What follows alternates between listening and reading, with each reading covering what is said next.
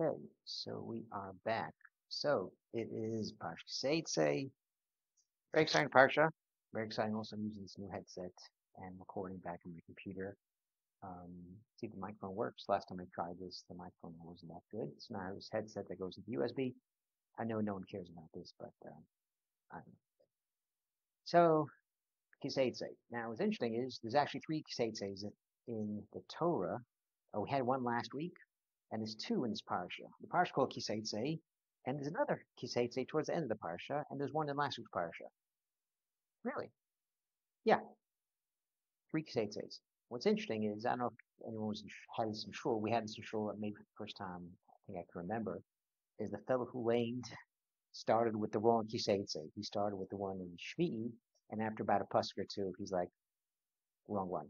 And we flipped ahead one page, one turn, and he got the right one. And I'm thinking, that's just appropriate because it's really a couple of kiseitzeis and there's different machamos. So it's actually kind of funny. He didn't think it was so funny, but I thought it was funny. He looked a little embarrassed, but I wasn't embarrassed at all. I was totally fine.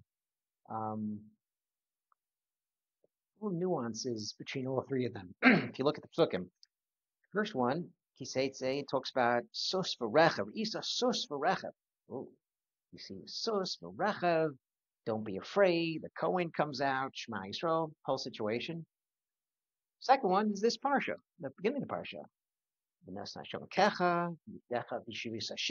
take a captive, each toar, then so more situation, boom. And the third one is Kitzeitze Machaneh Alivecha, when you go out with your camp Alivecha. And then talks about don't have anything not clean in your camp. So interesting nuances. It says Alivecha, it says Milchama. The first one's Sus V'Rechev, the last one's Machaneh. The Torah sets up three different situations of Machaneh. Looks like it's deliberate. They're not just going to war, or else Torah could have just said go to war and put different halachas for all of them. So it's different ones. So we'll first talk about the first one is Mechemetz Mitzvah. You have to.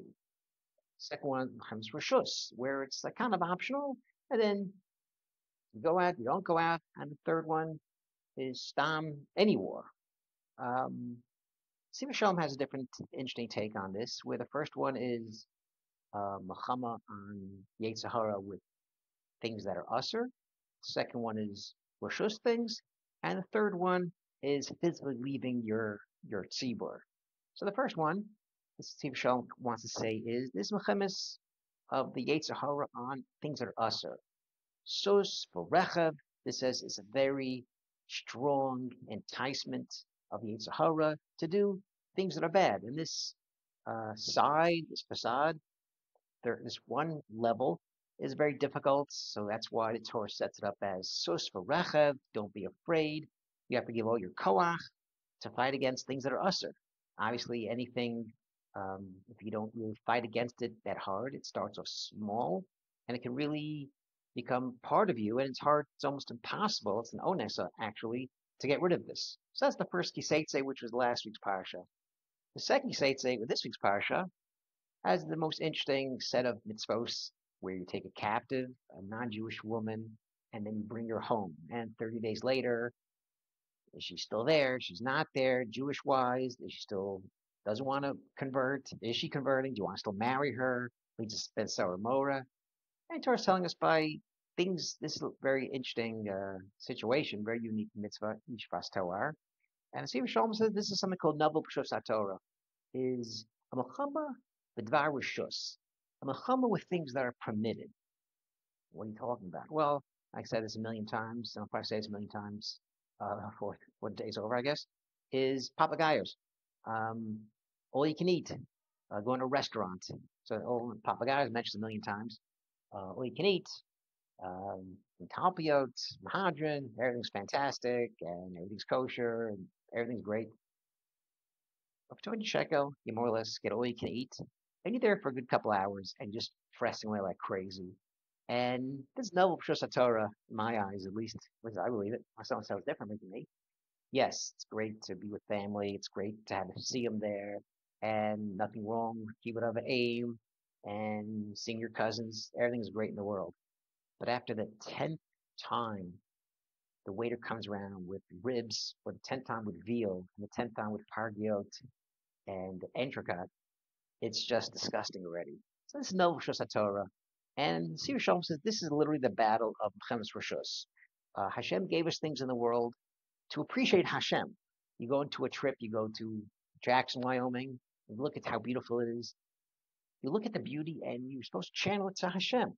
That's the purpose of the world. Hashem gave us nice things in the world, not just we should not see them.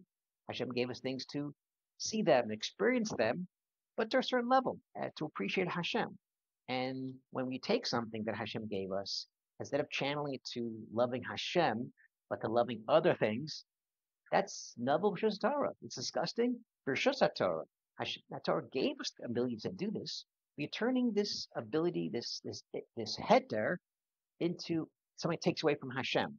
And anything in this world, even if it's mutter and okay, but at a certain level, it takes away from Hashem. And that's the battle of Rishus. That's the battle we're talking about. And that's really Yishvas Toar. This Nesivos Shalom says when all these great tzaddikim are going to war, all these people without averos and Yishvas Toar, they're not there to pick up a wife, a loose woman or something. They believe they found a real good Jew amongst maybe a ger. They found, these are soldiers who didn't have any averos. These are terrorists. These are soldiers that are pure tzaddikim. And they see somebody in battle, a captive they take. They say, okay, this is someone that wants to convert, can convert. We're going to have children. And then you have to decide. You have to discern after a certain amount of time, is this what Hashem wants me to do? Is this person really going to change to be a Jew?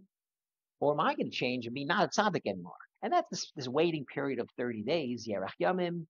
Then you make your disgusting. Then you see really, is this the right thing to do? And that's really with everything. Everything Hashem gave us, there's levels that you're okay with. You have to eat. You have to eat meat. It's healthy. It's supposed to have strength and protein, all that stuff. But at some level, there's this battle that takes place where, do I take more? Do I walk away from the table? Should I just stay here and fress all day? What's my purpose then? Do I travel a lot? Do I want to see the world because I want to see the world? Or I want to see the world to see what Hashem put in the world? There's different ways to experience and enjoy, and there's different levels that are set there. This is literally Mchemes Rishus, and that's the second Teitzei. The third, Teitzei Machaneh Ayvacha, this really has a different approach altogether. This approach is when you go away out of your Kedusha envelope, your Kedusha capsule, go b'machaneh, meaning always have a support system and always go with your people. Talks about things that are gashmim muchrachim, things that are muchrach, things that are mandatory. Rav Hutner talks about this where Hashem put in the world things that are mandatory, things that you could choose. 6 days creation, different laws, nature. That's things that, it's on top of us. We're forced on it. Gravity, things like that. But things that are mitzvos, we choose them, and that separates us from the non-Jews. Hasinah came around, and now we took. It's like more of an optional approach. So when you go out to the world, you're forced. Whether it's going to work, you have to go to work. You have to travel. You have to do things that are outside the base medrash. Make sure there's a kesher with your people.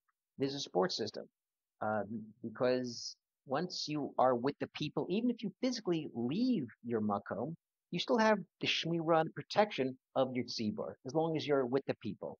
And Nesivos Shalom has a line where banim atem doesn't say ben ata l'Hashem lakecha. It's banim atem. You're attached to Hashem, son to a father, if it's banim. Not just banim, you and Hashem, but banim meaning you're close with your people. Then you have shmirah from Hashem. Without that, you go out to work, you go out to the subway, and you lose your holy protection, which only comes if you're with the tzibur. And he says there's groups that are Tzonium groups, and there's groups that are Pneumium groups. Sometimes you go to a shul, and you see, people just davening there, people just doing stuff. Fantastic. But then there's groups, there's shuls that are really, there's a kesher. They rally around the Rav. There's a certain core of Amida they have. They're always doing chesed. They have a WhatsApp group for chesed and different things. Someone passed away, they do meals. There's groups that are chitzonium, then there's groups that are really a tight-knit group, and that's what the Nesivos Shalom talks about. When you have a sharp and a very concentrated group doing the right thing, you have a special shmirah. You have a gathering, and there, even if you leave physically, spiritually, you're still attached to the group, and there you have a special shmirah. And quotes the morale, Nesivos Shalom quotes morale with Egel Arufa, which was last week's parish as well. The Chachamim, the Zik name, we didn't kill this guy. And the Gemara says, what we think, we really thought you killed him? The guy dead on the road. We thought the Sanhedrin killed him? No, the point is, if we would have been Malava him, we would have gone out with him, and we would have had people that were friends with him and escorted him, nothing would have happened to this guy. Because even if he was deserving of death, which apparently he was, because he was killed on the road, Hashem let this guy die on the road, he was chayiv misa somehow, but if we would have gone with him, he would have been saved. The power of the tzibur would have saved this bad dude who left the town middle of the night, and someone killed him on the road. He wasn't bad, whatever. It was misa anyway. But the koach of the tzibur saved him, and that's how important it is to be connected really with the tzibur, and that's the third key Teitzei. And what's interesting is Marv Shemesh, Clemens Kalman, Epstein, Alevi, who my friend's father, who's in the hospital, he's a Shalema, Clemens Kalman, Vega, named after the Marv Shemesh, has such a beautiful line who says, in the time of the Baal Shem Tov, Hisbodedus was you and Hashem. People, well, still do that actually. Once in a while I go bicycling, I see some people in the forest just davening by themselves. It's not so funny.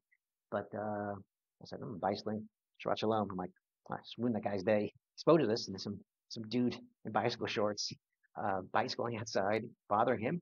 But Baal Shem Tov, you go to Hisbodedus by Ya'ar, you buy your forest. Marv Shemer says, nowadays, again, a couple hundred years ago, Hisbodedus is being together with people connected to Hashem.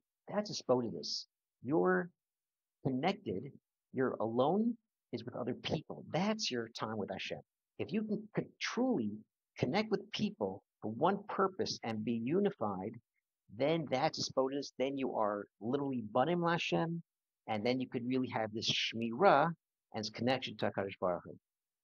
Shabbat Shalom.